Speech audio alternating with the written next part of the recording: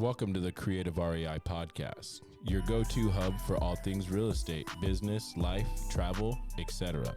I'm your host, Dante, joined by my co-host, Ed, both real estate professionals on a mission to connect and educate. This podcast is sponsored by PropStream, the most trusted provider of comprehensive real estate data nationwide. What's poppin', everybody? It's your boy Dante with the Creative REI, and we got a special treat for y'all today. We have an international legend. This guy, it's crazy how we met too. We'll tell you a little bit more about it, but my guy is doing transactions in multiple continents. How many of y'all are doing that? I know I'm not. My guy, Ankur. It looks like Anchor. I've been calling him Anchor the entire time, and he never corrects me. I'm just too polite, Dante. I'm just too polite. You're just too nice of a guy for me to say anything. I feel like an asshole when I don't say the name right. It's all good. So Ankur, background, okay, we do syndication, correct? Yes, we do. Okay, so syndicate. What do the viewers that are watching that don't know what syndication is? What is that? Sure, yeah. So I'm into multifamily syndication, where we focus on buying large apartment complexes, so between 50 to 150 units. And if you're going out to buy something so big, where does the money come from? I mean, we're talking between 5 and 10 million for one of these complexes in these markets. So we get the majority of the money from the bank. So between 60 to 70%. 60 to 70%. And then there's going to be a gap plus the construction budget or renovation budget. And where do we get that money from? We raise that from private investors who want to be owners of real estate, but be passive. So passive meaning they don't want to be hands-on. They don't want to be hands-on. Okay. They want to have totally limited responsibility, and they want to return for their money, but also be equity holders. And so when we sell and make a profit, they get a piece of that. So that's ultimately what syndication is. And a syndicator is someone who, or a company is that runs everything as general partners and brings on investors so we can all be happy and make money. Right. So essentially you get a pile of money from different individuals and use it to buy large apartment complexes. Correct. And you've done it in two countries. Well, so back in the UK, I did commercial real estate for about 15 years. So what kind of commercial? Yeah, it was a bit of everything, to be honest. So came out of university and, got my first job at 21 and got into being a broker. So you're a licensed broker in the UK? Correct. Okay. So got into offices, retail, industrial, hotels, even like drive-throughs, so drive-through pads and things like that. So I really got experience across all sectors and it was fun, especially when you're young and, being a broker is going out and get clients. And in England, a lot of the time it's sitting in the pub all day and it's, having drinks with clients and finding deals. And that's what it was. So it was good fun and good experience. It was rental or purchases or both or... So it was a mixture. So starting off, it was renting office space to large companies, so downtown offices, and then it turned to investment. So downtown where? Downtown Birmingham. Birmingham, which is London or? Which is the center of the country, so it's about 2 hours north of London. Okay, so Birmingham is its own city, London. Yeah, it's another city. Oh man, I've never been to the UK. I'd love to go. I like Europe though. We've done Spain. Nice. We've done Ibiza and a little bit of Madrid. Okay, so you're a bit of a party animal and you like a bit of history. Used to be. This was a long time ago. Okay. But yeah, at one point we'd like to have fun. Nice. UK real estate. Yeah. Okay, so we only did commercial, not really single family. Yeah, it was always commercial. Okay, and now being an agent, right, here in the States, what would you say is a huge difference between the two contract agency principles, etc.? Yeah, so the main difference here, and I think we'll focus on single family, because if you want to be an agent for single family properties in the UK, you don't need a license. You don't need anything. You don't need a license to be an agent? No. So it sounds like wholesalers. It's you could just so can you wholesale in the UK? Well, I've never heard of anyone wholesaling, but now coming to think of it, I think a lot of wholesaling does go on. But how it generally works is that agents here on the residential side, on the single family stuff, you have your own business because you're on 100% commission. Right. Whereas in the UK, there's probably 4 or 5 different companies that you work for and you get a salary, and you may get a bit of a bonus at the end of the year. So it's a totally different model where you're not working directly on commission. And so it's not I don't know if people... Do people not do... It's just people just don't do commission? Is a culture thing, or... It's just the way the model is. So, for example... So nobody does commission in the UK is what you're saying? So not direct to the agents. The company will take it all. And they will pay the agents. Wait. So an agent is an employee? An agent is an employee. An agent, wow. And the instructions get fed from their company. That's insane. And there's no buyer agents in the UK. So it just one person transacts the whole thing? That's it. So if you want to buy a house in the UK, you just go online and you just find a house and you call the agent. It's like a banker. A banker's like, hey, I want to open an account. Yeah. Wow. It's a lot more sophisticated here. That's what I noticed. Really? So it's easier? I think it's much better here because you get advised on both sides. Yes, higher commissions here and sellers will have to pay higher, but I think it's worth it. So let's just say I wanted to wholesale in the UK, right? And I don't know, we find something like PropStream and we pull a list and we start dialing people in the UK, see if they want to sell. Yeah. Does that not happen there? Or do people do that? Or do they just go through these employees whenever they want to sell or buy the house? Most of the time people put it on the open market. And if they want to sell off market, it's normally direct to seller. But you do definitely have these people in the middle, and they make their assignment fees and things like that. So that does happen. But otherwise, it's putting it on the market and for sale board outside, and the agent will get a call. It's similar, but the structure is totally different. I have so many questions. Keep them coming. What? Okay, so let's just say Ed's on the live. What's poppin', Ed? Let's just say me and Ed wanted to go to the UK and we decide, hey, we want to start locking stuff up here. Yeah. Let's say we figure out a way to market. We get a hold of somebody. Yeah. They say yes. We now own in the UK. Yeah. What's the possibility of that happening? I guess is what I'm asking. I think it can happen, but it comes down to culture at the end of the day. And I think people generally in the US are more open to hearing someone out.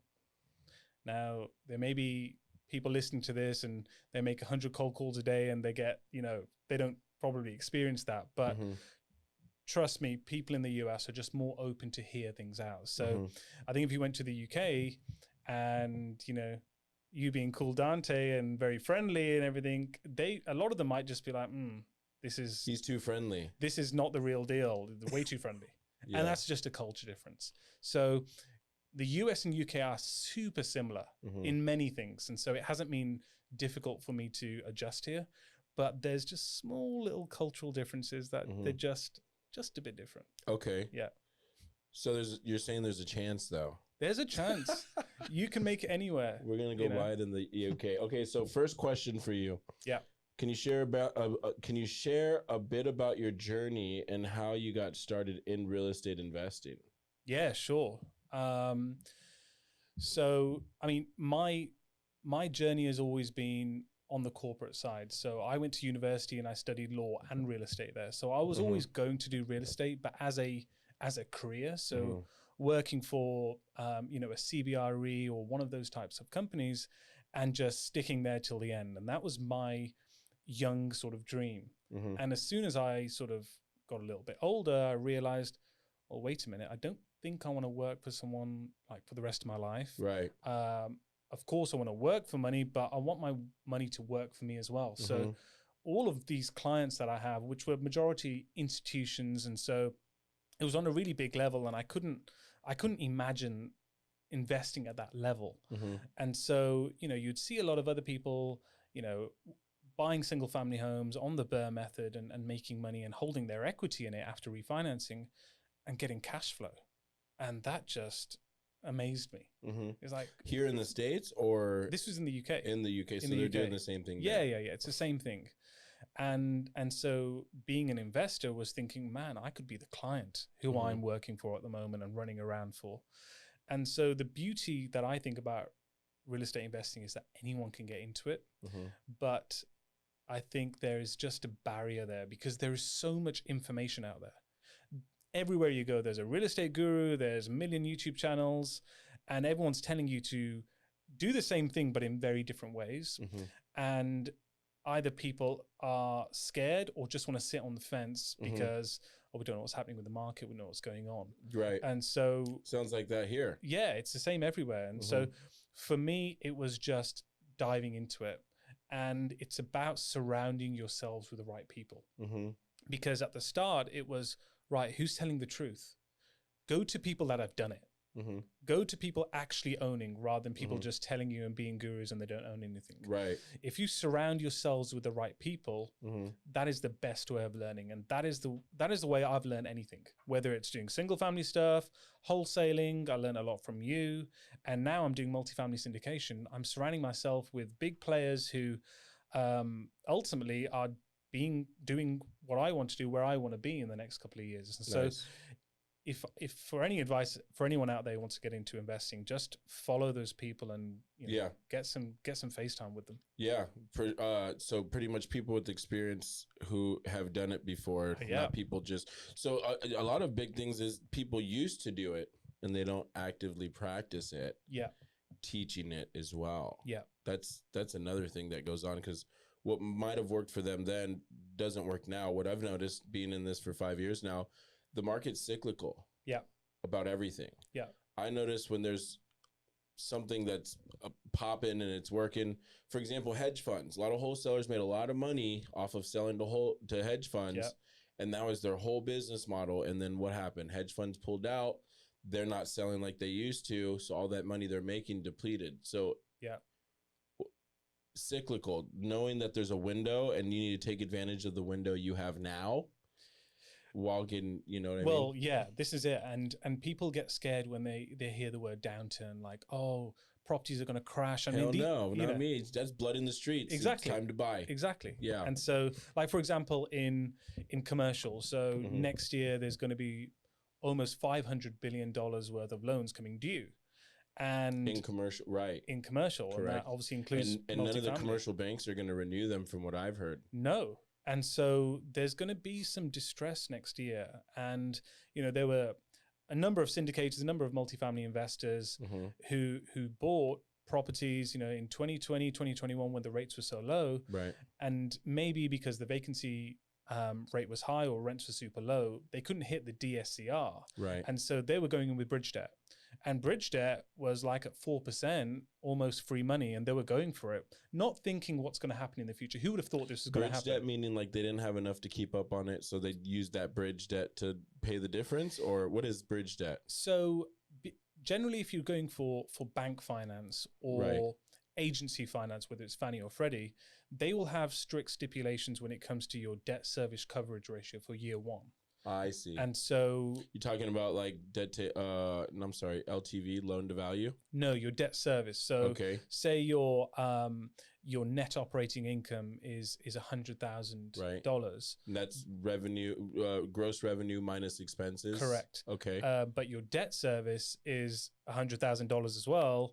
You've got no money left over. Debt service being the monthly payments. Correct. Okay. So generally, you know, banks will always want a debt service coverage ratio of about 1.2 to 1.3, depending on where it is. Okay. So which means that, let's say your monthly payment is 100,000, they will want to make sure that your net operating income is at least 120,000 and above. Correct. And so in many situations where investors would go in at properties where rents were super low, they couldn't meet that criteria. They're not hitting the debt to service income, but they're hitting the NOI. Yeah. So, but still not being able to make the payments now. Yeah. Okay, so that's why they were going into bridge debt. But now bridge debt is about 9, 10, 11%. Yeah. And so they're getting underwater, asking for capital calls from their investors to keep this deal afloat. And so we're going to see some blood on the streets next year, and there's some distress coming, I think. So if we were to compare this to, I don't know, the last decline in 2006, which not the same thing. They weren't calling loans due. It was people that were put in bad loans, no document loans, which means they were putting in loans that they couldn't really afford. Yeah. And too many of them got called due, that the banks had too many properties that plummeted the value and not enough buyers. Yeah. Okay. So obviously blood in the streets. Yeah. How would you see this play out compared to maybe that time? Because Yeah, it's a different scenario. I think it's a different scenario. I mean, I think, and it all depends on what we're looking at. If we're looking at sort of large investment properties, there's still a ton of money out there, still a ton of buyers. And it comes down to, when you look at investments, what is the ultimate demand of your tenant? And so, for example, in multifamily, you're looking at your tenants are residents, are people who want to live somewhere. Still, the demand for housing, for rental accommodation in this country is the highest it's ever been. So that risk isn't there. But I think when you're looking to buy something and you're looking to, afford a house, I mean, you've seen what's going on in North Carolina. I think the governor there was basically trying to push towards banning hedge funds buying all these single family properties. Like BlackRock owns so much. And they want them to offload those properties within a year, supposedly. Yeah. So all those hedge fund buyers are going to have to sell off their houses. Yeah. So that is definitely going to be an issue for affordability. But demand, when it comes to rental demand, it's still there, and it's going to be there for a long while. And that's why, buying multifamily is something that I think is super safe, just because the rental demand's there. When you say it like that too, and then the cost of materials going up, making it harder to build, it's kind of like a catch-22. Yeah, it's a tough one, and that's why. So, talking about markets, I obviously buy operational real estate where it's already built, and so I'm looking for cash flowing states. So Southern California doesn't work for my particular strategy, right? Because we're looking for cash flow, looking for landlord friendly states, and all that stuff. We're running a business, really, right? But if I were to invest in something in San Diego, for example, alongside an experienced operator, I would definitely invest in something like a huge renovation or a huge reposition or a ground up development, because capital values are so high here. So like someone like Henish, who is on your podcast, what he's doing is building here in San Diego. And I think that's super smart, because he's adding more to the housing crisis that's happening. Yeah, exactly. Correct. Because your build costs are going to be slightly more expensive here than in the Midwest, but it's not going to be that much more. Right. But your capital values here are way higher than the Midwest. Right. So the percentage of margin is higher. Your margin's bigger here. So if I were to invest in California, it would be in those types of deals. Ground up construction. Yeah, or a huge reposition. And it's got to be with obviously someone who's got the experience. Okay. So you do syndication, where you raise capital to buy apartment complex, particularly in landlord friendly states. Correct. So where are your locations now? You have some deals you're working on now, right? Yeah. So Texas has always been a location which is, always known as a business-friendly state. So sure is. Got 149 units under contract in Wichita Falls, which is just north of Dallas. Oh, they got an Air Force base there. Yes, they do actually. Yeah, I know which. I went to go look at a deal out there one time. Yeah. So it's about a 6 to 8 hour drive, because you're in the Panhandle. No, that's Amarillo. This isn't the Panhandle. This is just north of Dallas, though. So it's it's in between Dallas and Oklahoma City. It's about 4 hours. Yeah, it's not too far. Yeah, because I remember driving there. Yeah. To look at a note. You know what a note is? Oh, yeah. So there was come to find out, the property had already been sold. That note is it was like a bad note or something. Yeah. But I thought I was going to be able to buy it because it was like stupid cheap, like $10K or something. Yeah. But then come to find out, the house wasn't even owned by the note owner or anything like that. So it was a long way to go. It was a bad note. Yeah.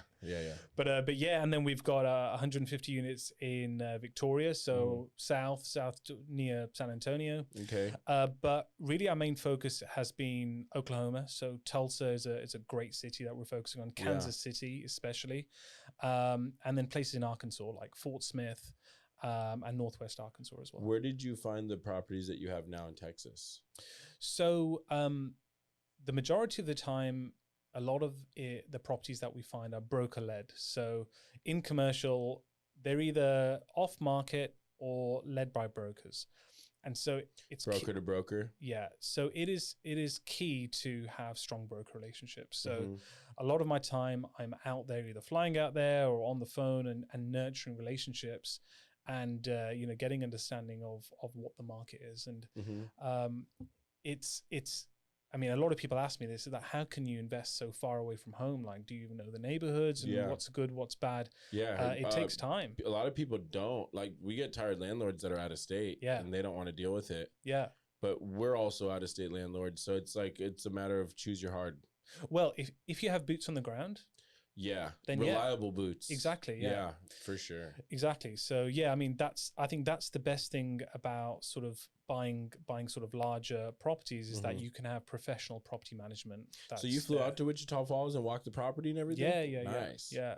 And so, okay, so in commercial, we had another guest on, Richard Corey.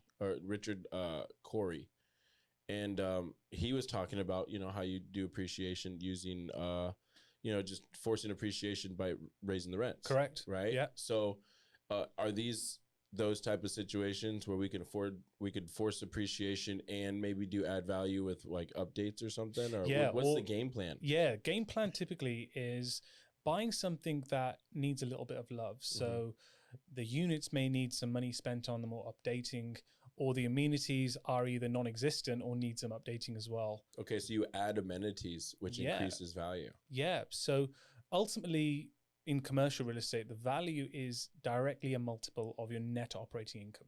Mm-hmm. Yeah. So for us as an investor, all we're looking to do is increase your NOI. That is all we want to do. And there's so many different ways to do it. To do that, there's two ways: increase your income and decrease your expenses. Right. And so to increase your income, it's your rental income, but there's also other ways to get income as well. So you can charge for storage units on your property. You can like garages, covered parking. If there wasn't laundry, there is now. Exactly. Put some coin in the laundry. Exactly. Yeah. Pet rent. If you've got pets, charge extra for that, because otherwise, when they leave, turning that unit's going to be more expensive. So the goal is to pass the cost to the consumer, if you will. Exactly. Yeah. I like it.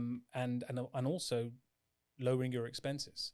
So these are big deals you're working on. So this question actually goes pretty well with it. Where is it at? I was just looking at it and I liked it a lot because you're working on a big deal right now. How do you manage your risk? How do you handle risk management when you do stuff like this? It all comes down to your underwriting. Okay. And so underwriting is all about just projecting the future of the property. So our business plan for a particular property, say 5 years. And so our job before even putting an offer in is projecting what's going to happen in year 1, 2, 3, 4, and 5.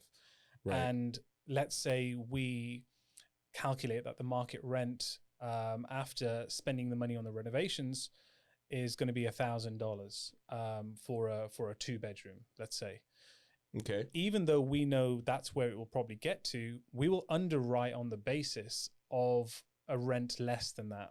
And that's how you mitigate risk. So if we think, it's going to be $1,000, definitely all day, we'll put into the model 975, just to give ourselves a little bit here and there. $25 difference makes a huge difference. It does in over 100 units or 200 units. True. Yeah. So it's things like that. It's negotiating. Okay, so backtracking real quick, how we met. Yeah. You wanted to try out wholesaling, and you're like, all right, I'm going to try wholesaling. So we met on Facebook. On Facebook, yeah. Right. Ed tagged you in one of my deals that I was putting out. Yeah.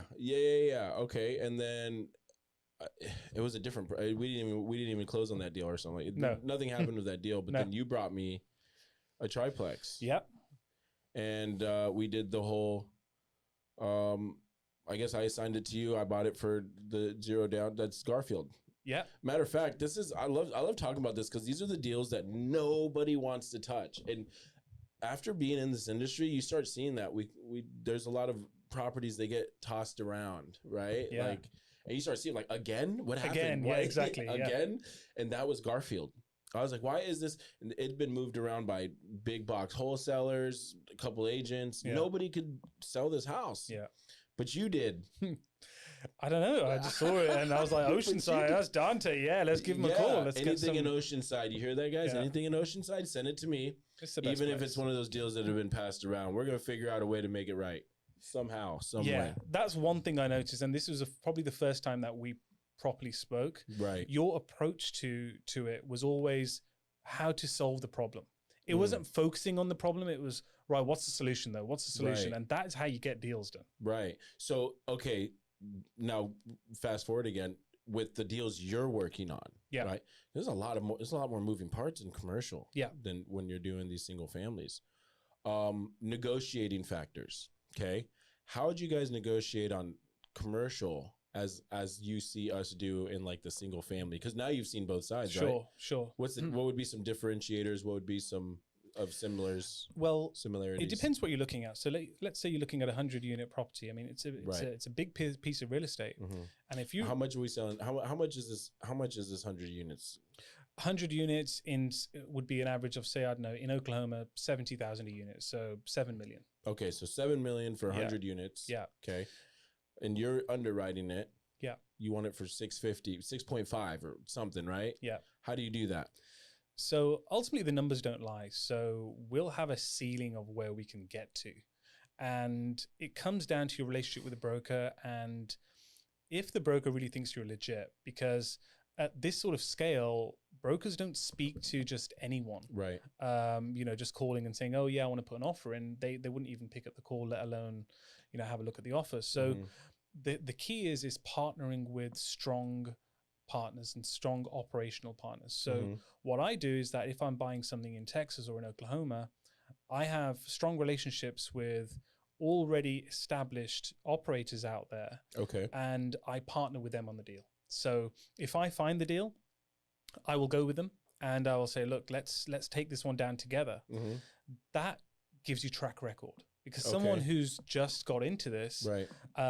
You need to be backed by, and you need to partner with other people. Experience. Exactly. That's how I did my first deals. I brought in people that have done deals before. Networking. And that's it sounds like you networked. You called some guys around, you got a hold of some brokers, you kind of hit it off with them. Yeah. Hey, I used to do what you do in the UK. I'm trying to get into it here. And they're like, oh yeah, what up? So your instant credibility. Exactly. Yeah. And what I find valuable is being part of a mastermind, because when you're part of a mastermind, you're in a great group. How much you spend for the mastermind? I spend $3,500 a year. 3.5. Okay. So it's like a subscription. It's almost a subscription. $3,500 a year. And you're a part of this mastermind. Part of amazing mastermind. And then on top of that, I have a mentor as well, which is one-to-one, and I have weekly calls with him. Cool. And he's a massive syndicator as well. So we do deals together, and that's how it works. It's good to have those people in your pocket. 100%. Man, and it's crazy because we were talking about this off before we actually came on air, but the power of being around high-level individuals, and what that can do for you, just being in their presence, changes everything. It changes your whole perspective of everything. Yeah. And so a lot of times people are like, how do I get in the room with these people? Well, sometimes you got to pay to play, like you said. Yeah. You got to pay to play sometimes. And that's just not like, oh, they're making money out of me. Right. It's really about value, and you end up valuing it, because if you've paid something out of your pocket, I mean, if something's given to you free, you don't value it as much. Yeah. It's just the way the line works. Less likely to do anything. Versus the ones that do pay, they're going to a higher chance of taking advantage. Some will still quit. Some will still quit. But a higher chance. Like if I'm going to put up this money, I'm going to put it to work. And I was just talking to somebody about this, because a lot of people, I think what they do is I learned this already. I know some of this, so they're missing what the golden nuggets, because they're more focused on what they've already know, not realizing you still have a power of community, right? Networking's everything. If you can build a community, game over, right? And that's community is just like you building up relationships. So you've built up a community of brokers that are now sending you deals, because you're like, hey, got syndication, I got money, I'm trying to buy these, but I got to look into the best interests of my clients. So you're negotiating on their behalf now, right? And these guys obviously know what it is based off the numbers, because it's your negotiation is based off the numbers don't lie.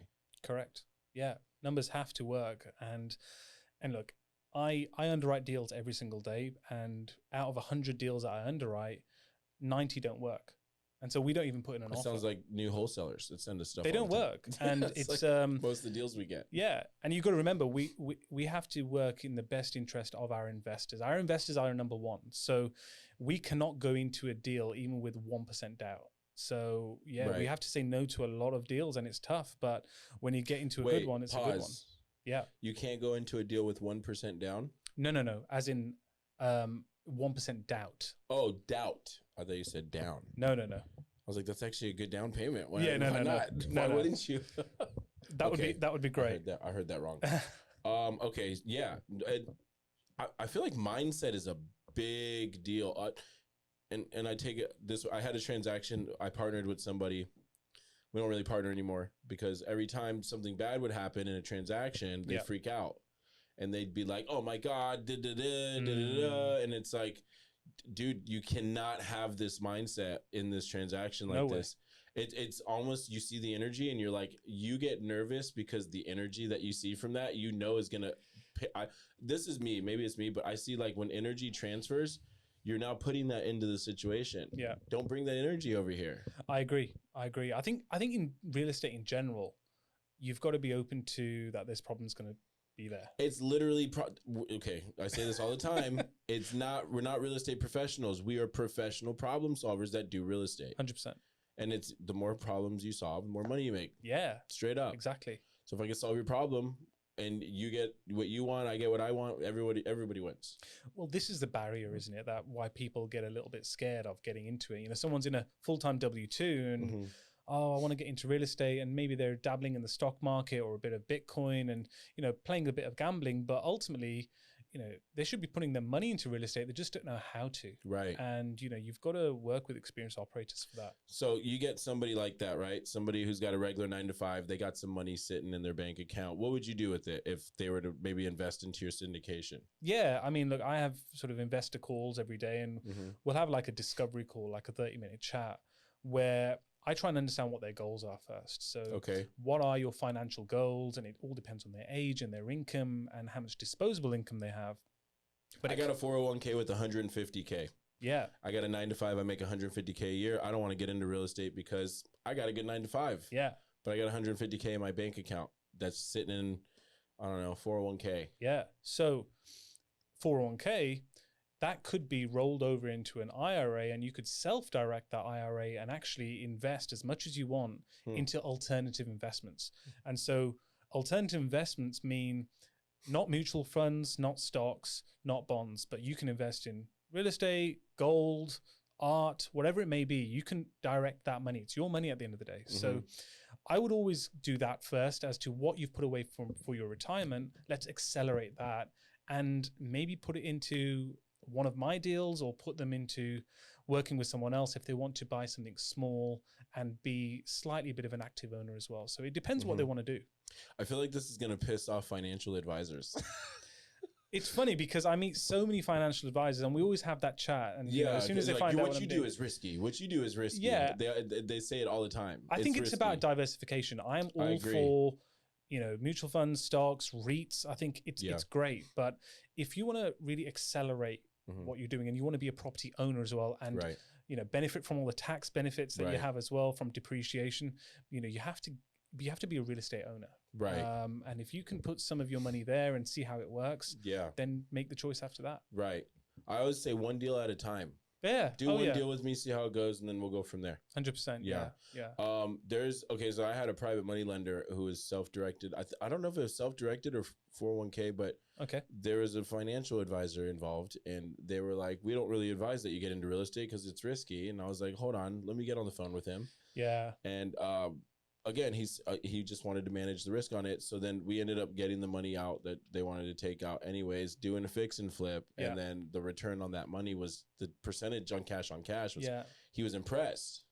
So now you change their mind. It's amazing. It's amazing how so many people don't mind buying stocks in random companies they don't know what they're doing. They have no control. They have no ability to talk to the owners there, but they don't mind putting sort of 20 to 50 grand or something like that and calling it a bet. Right. Whereas when you're working with an operator, it's a single property. You can do all the due diligence you want, and you can touch it and feel it. Right. And that's why I think it's different, and it's important to at least explore it and learn a bit more. It's all about education. Right. And I would always say to an investor, don't invest in something that you don't understand. Right. And that's why I personally don't invest in crypto, because I don't get it. Yeah. I just don't understand. Whoever does, they're much smarter than me. I don't understand it, so I don't touch it. Yeah. And so if you're an investor, I'll always run through underwriting and make sure I decipher that jargon, because there's a lot of jargon in real estate. Yeah. And it will scare people away. As long as they understand it, that's it. Everyone's a winner. Right. That's good stuff. Yeah. I think moving. Oh, here, more questions. How do you establish and maintain strong relationships with equity partners?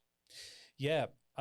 So I think it's, of course, about results, but for me, it's communication. So if anyone invests in our deals, it's not, okay, thank you, we've closed, bye-bye, we'll speak to you in 5 years. It's constant monthly updates. And sometimes in a month, not much happens, but especially in the first year when we're stabilizing the property and we're doing the renovations, a lot goes on. So a monthly email update is key. So, we've done this with this many units, and we've increased the rent by this much, and we've just finished with the new dog park, and these are the photos. This is how your money is working for the property and for you. Would you keeping them involved weekly or monthly, or it would be monthly? Monthly, weekly would be too much because it's just not much changes in a week. But a lot of syndicators do quarterly, and I think that's fine as well. But I like to do monthly updates on properties, but also having that relationship where you can pick up the phone. Right. I think that's key. So, investors will invest with me not only because they like the deal, is because they like me. Because you're trusting the person that's managing it and finding the deal and doing everything. Sometimes the property's secondary. And that's what I found, is that it's a very, very much a relationship business, and like everything in real estate is. What's the minimum amount you do on units? What do you mean on as so an when investment? you purchase, like you have like a minimum purchase amount, like I only buy 100 units. Yeah, so it's generally a minimum of sort of 50 units. That's when it makes sense when it comes to scaling. And so obviously the more units you have, the easier it is to just increase rent by, say, I don't know, $100. Over 100 units. 100 units, instant appreciation. Yeah, I mean, you're increasing your net NOI by 120K, and on a 6% cap rate, that's 2 million. Right. So you're increasing your value by 2 million by just increasing rents by $100. So what about 17 units? Would you do 17 or? Probably not. Okay. Only because the markets that I'm investing in is obviously far away. And so when you go below sort of 50, 40 units, it's very difficult to get a professional property management company that take care of everything. So take care of the contract services, the repairs and the maintenance, and absolutely everything. They'll do it for you. But when you're looking at like 15, 20 units, it's going to be hard to find someone. So you're going to be self-managing it, which in my view is a bit risky. It's a lot of work too. It's a lot of work, and it's hard to scale then if you're stuck on one property. So apartment complexes for 100 plus. Yeah. They don't. Oh, if it's less than 100, we don't deal with it, type thing, or is it like? No, I mean, I personally, I'm looking at 48 units in Tulsa at the moment, so I will look at something smaller, 100%. Okay, good to know. Yeah. Because I found 17 in Augusta by accident. So nice. I want to learn how to underwrite, see if we could do that, like get the P&L. I will know many people who will be 1.7. Okay, I'll know many people who look at that. So maybe we can underwrite that together and I'm down. Run through it. Yeah, I want to learn commercial, so that'll be the offset. Definitely. Awesome. All right. So what else we got in here? We have, for individuals interested in entering real estate investment, what advice would you offer, especially those in high income professions?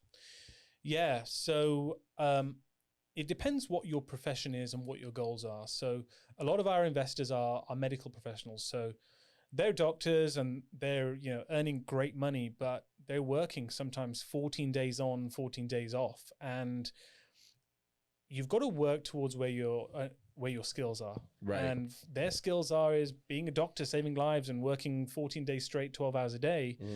They don't have the time to. And it's not just about managing the deals, it's about finding them. Right. And testing them whether it's a good deal or not, maybe managing contractors and dealing with property management companies. It's so much work that you're the workhorse. It'll put people off. So if I was a high income earner, I will definitely put some money away every month and put it towards investments. So whether put it to work, make your money work for you. Stocks, bonds, and then find an operator that you like, learn about it, and then consider investing in, a private placement like a syndication. Nice. I love that. What do you say to here's off the side of real estate. Okay. Because you're from the UK. Bring it. But now you live in Oceanside. I do. You have like the best accent for an Oceansider. Yeah. For a new Oceanside. It's funny, because everyone in Oceanside is like, why do you move to Oceanside? I was like, why not? Look at this place. Yeah, well, there's a lot of reasons why, but don't say anything bad about Oceanside. No, never. Home, that's my home. I'm just saying Oceanside was just by the beach. It's because it's beautiful. It's by the beach, but there's a dark side. I know the history behind it. Yeah, there's a dark side. It's changed a lot. Definitely. Yeah, it really has. Yeah. I feel like everywhere it's almost like the last affordable. Well, it is. It's like coastal city in San Diego. It is, yeah, in the whole of Southern California, I think. Really? Yeah, it has to be. Because anything north, you've got San Clemente, Dana Point, and then you're in Orange County, LA. It's true, and then you go to like LA, and that's true. Okay, what else we got? Let's see. Ooh, how do you do Steve Anderson, my boy Steve? Oh, Steve. How do you do your due diligence from far away? With 150 units, the coordination on that's got to be a nightmare. Yeah, so a lot of the due diligence will be done desktop. So when it comes to working out sort of rent comparables and doing all those things, it has to be from desktop. Mm-hmm. And then when it comes to the point where, oh, wait a minute, the numbers could actually work here. Right. And that only happens sort of one time out of 100. When you get to that stage when, all right, we're going to submit an LOI here, that is when you'll fly out. Okay. So this is after looking at the financials or before? After. So go back a little bit. When you're doing due diligence on a commercial property, generally you will get a T12, which is the trailing 12 months of accounts of seeing how the property's been performing. Okay. And you get the rent roll, which is basically a snapshot of all the tenants in there and what their rents are and when their lease started and when it ends. How do you know that they don't just make a rent roll with numbers? How do you it's done by professional property managers, and so they don't. I feel like somebody could just make a rent roll. Well, you know what I mean? Even if they do, we'll still have, if you go into contract, you have a 60-day due diligence period where you actually check every single thing. So it'll just fall out of bed. The deal will. So I mean, there's no way to confirm that those funds are in there. Do you actually look at bank statements? Yeah, all of that stuff is done during the due diligence phase when so you're you have under to contract. be under contract. Yeah, when you're under contract. They don't want to give out that type of information until you're under contract. So when you're at the stage, going back to Steve's question, is when you're about to get under LOI and the numbers work and we have a deal here, that's when you fly out and you will walk every single unit. Mm-hmm. You will see all of the rental comparables, and you will do a mystery shop and go in and see exactly what the differences are. Is this got granite counters, LED lighting, LVP flooring? This has got this amenities. Ours doesn't have that. Every single unit. You have to. Once you've gone under contract, you have to see every single unit. And so for anyone who doesn't, they're doing it wrong. You have to do every unit. Let the tenants know too. Hey, we're going to be doing an inspection, walking through. The broker will sort all that out. Okay. Yeah. Wow. So it's not like just, hey, I'm going to buy your property, get it under contract. It's I got to submit a letter of LOI. Intent. Yeah. After seeing the financials of the rent rolls. Yes. And the T12, which is your trailing 12 month. Correct. And then from there, you submit the contract after the LOI. Yeah. So ultimately, you have to work out whether the deal's going to work or not. So when you see a property for sale and you see the brochure, there'll never be a price on it. And so you would have to call up the broker and get something called a whisper price. And that is basically what the seller is looking to sell. Right. So if the whisper price is 8 million and I've done a very small, short underwriting and I can only get to 6, I'll give the broker a call and say, look, we can't get more than 6. Are we going to waste our time, or should we submit an LOI or not? Yeah. A lot of the times, like, just don't waste your time. Fine, we'll move on to the next. Okay. But if it's that, oh, actually, you know what? He might accept 6.5, actually. That's when we looked deeper and spend more time, because otherwise you're spending 2 hours underwriting a property and we're looking at 5 properties a day. Wasting time, yeah. You can't do it. So, you know, you have to have a 10-minute check first, and then you'll only spend time if you need to. Okay. Yeah. So what's your process of underwriting? You get the rent rolls, the T12s, you plug those in. Yeah. So we'll have what's your math? Yeah, we'll have our spreadsheet. So we put in all the numbers of what the income is, and then we'll look at the expenses and see what the buckets are. So there'll be buckets for, you know, advertising, repairs and maintenance, contract services, property management, real estate taxes, loads of stuff. And so we'll put it into our buckets that we're used to seeing. So it's a bit tedious, and you've got to print it out and use a highlighter and a calculator and all that stuff. Once you've got it into your spreadsheet, that's when we can work out, okay, what can we do to this property? How can we enhance it? So market rents are at $680 per month or for a 1-1, we can get it to 900 by doing what? And so part of your research is looking up what market rents are. Yeah. Using a software, or you go online, or we'll go online. We'll go online. I mean, we'll know because we know the market. But it's easy to go on apartments.com and see, you know, what's currently listed. Exactly. Yeah. And you know, if we're buying something like a 1980s vintage, we'll look at similar sort of properties. So multifamily properties are classed generally A, B, C, and D. Okay. A being the brand new, nice, shiny boxes with a pool and a gym and all the good stuff. And then you've got B properties, which are slightly older, but still decent quality. And then you have the majority of multifamily properties in this country are C class. Which are older. Which are 1970s vintage, where a lot of them haven't been touched. So, you know, they might have old roofs and they need money spent on them. There's a lot of those, you said? Yeah, the majority of them, because in the 70s it was that era where everything was cheap to build and all the materials used were cheap, and it was that time when a lot of accommodation was needed. Right. And so throughout the country, all these properties were being built. And so did you say like a housing crisis? I think so. Yeah, it was the 70s, wasn't it? And so I think they needed cheap accommodation. accommodation. It was a baby boom within that time. Yeah, probably. Yeah. So majority of the properties that you see are all sort of 1970s vintage, and so you're buying those. We're trying to focus more on 1980s because let's say we've got, I mean, that's 1970s. So that's a B property. Yeah, so we'll buy something which is B minus, C plus, and with a view to push it to a B plus.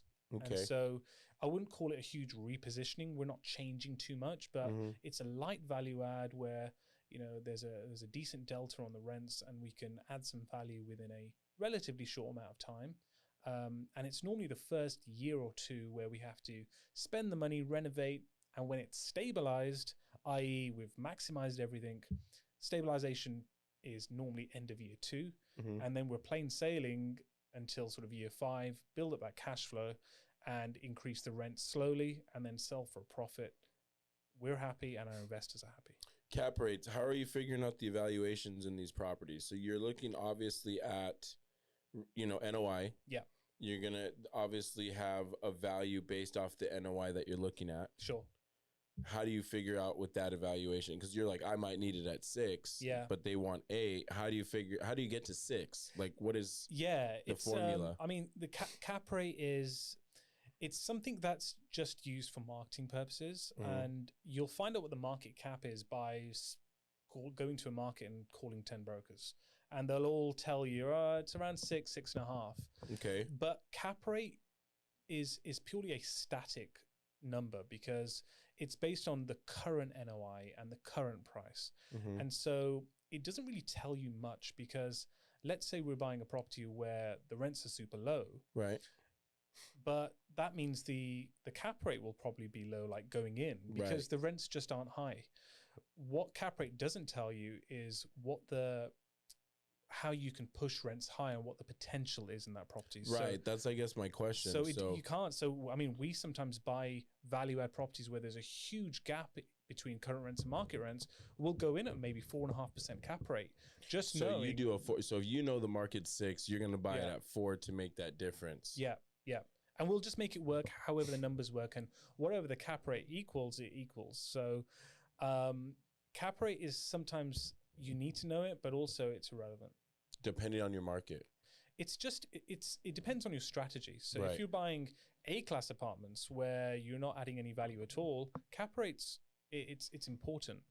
But if it's value add and rents are everywhere, and cap rate doesn't mean anything on the way in, it means something on the way out. So when we model our sales, so in year 5, if we say market cap is say 6%, we will sell at say 6.5% to be conservative, and that's how we model what our sale price is going to be. Give me some ideas. Yeah. All right, what do we got? Oh, who are some of your biggest influencers in your who are some biggest, maybe famous, non-famous? What are some biggest influences you got in your life? Influencers. So I've always liked Pace Morby. I think he's entertaining and alternative, and everything about creative finance is super exciting and obviously creative. And I think being creative in anything you do, it means you're thinking with your head and you're just not doing what everyone else is doing. So get outside the box. Yeah, I really like Pace Morby and what he's doing. I like Gary Vee. Yeah, I really like Gary Vee. I love his energy. A lot of people don't like him because he's too straightforward. He's an asshole. Oh, no. He's kind of an asshole. No. That I mean, that's what I love. I mean, I love people who are just direct and straightforward, and there's no sort of fluff or BS, to be honest. So those guys are great. I like watching Rod Cleef, who's a big, multifamily guy. I like seeing what he does, watching his lives and stuff when he's working properties. Yeah. Michael Blanc, another one. Michael Blanc. I've never heard of these last two. Yeah, I mean, these two are big multifamily guys. Okay. So I like watching what they're doing. But otherwise, anyone who's in business. So I try to read as much as possible, but it's all on Audible now. So if I'm driving, then you got to kill time, bro. If you don't have time, especially you got to really, you got to give yourself, what do I call it? Buckets. I call it buckets. You got to really be mindful about the time that you're taking, because if you don't organize your day, that has been something that I always found difficult, was time management. Especially when you own your own business, because you don't have a manager you're telling you what to do. It's chaos. It is, until you create structure. Exactly. And when you're doing something, you always feel that there's a cost, an opportunity cost of doing it. So if you're spending time on your marketing, you should be thinking, I should be spending more on time on deal flow, or I should have gone to the gym today, or I should be spending time with my family, I should be doing this. There's so many different buckets. Right. Well, so you've got to focus on them. Well, check this out. Let's make it simple for you. Self-care bucket. Yeah. Which we know is working out. We talked about that. You need working out just for mental health, right? I do work out just for mental health. Yeah. You got to have that decrease. Yeah. Work bucket. Yeah. Right. You're in grind mode, and then family bucket. Those are the only real ones. If you could just break those into 3 buckets, a little bit more organized, but most importantly, being disciplined, because you don't have somebody telling you what to do. Typically 9-to-5ers have to clock into work. Yeah. They got a manager to tell them what they want to do. They're standing around BS, and managers go do this, right? Yeah. You don't have that. You have to stay disciplined. It's true. But I've got a lot of friends that say to me if I was in your shoes, I would just be chilling all day, and then you'd be broke. Yeah, exactly. They don't see that, because they're so used to that paycheck coming in, and that's another sort of. And I see working a W-2 there's totally nothing wrong in it. I think it's we need W-2s. Yeah, I think it's brilliant, and it depends what you're doing. I think if you get the only problem with W-2, you get so used to that paycheck, you're living super comfortably, and I think if you're always going to be in your comfort zone, you're not growing. Yep. And that might not be at the top of your agenda. Some people might be happy not growing, and that's fine. But that's not me. Some people, you wanted something live more on the edge. Yeah, you wanted something more. That's when it's fun. So couple things. Where can people find you if they want to go maybe invest in you for syndication and maybe put their money to work and do passive income? Where would they be able to find you? Yeah, sure. I mean, they can hit me up on Instagram. So you can go to my website, which is foxtail-capital.com.